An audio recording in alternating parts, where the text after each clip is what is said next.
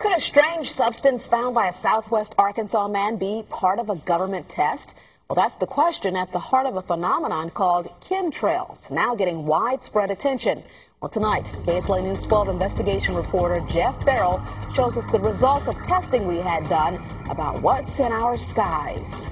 It seemed like some mornings it was just crisscrossing the whole sky. It was just like a giant checkerboard. Bill Nichols snapped several photos of the strange clouds from his home in Stamps, Arkansas. They begin as normal contrails from a jet engine, but do not fade away like a normal contrail. Soon after, he saw particles in the air. You know, because we'd see it drop to the ground in a haze. Nichols then noticed the material collecting on the ground. This is water and stuff that I collected in bowls. I had it set out in my backyard on my dad's pickup truck. KSLA News 12 had the sample tested at a lab. The results? A high level of barium, 6.8 parts per million, more than 3 times the toxic level set by the EPA. Armed with these lab results about the high levels of barium found in our sample, we decided to contact the Louisiana Department of Environmental Quality. They told us that, yes, these levels are very unusual, but at the same time, they added the caveat that proving the source is a whole nother matter. Barium is a hallmark of other chemtrail testing, which even attracted attention from a Los Angeles TV station.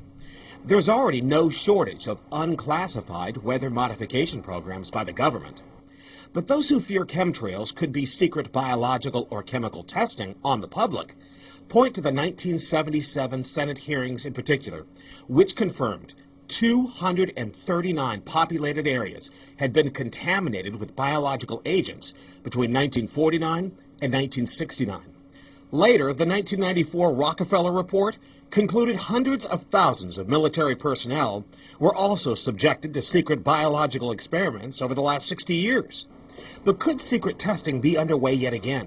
I'd rather it be something inert and benign, something that's, not causing any damage, but I'd like to know what it is. KSLA News 12 discovered chemtrails are even mentioned by name in the initial draft of House Bill 2977 back in 2001 under the Space Preservation Act. But the military denies any such program exists. Jeff Farrell, KSLA News 12 reporting.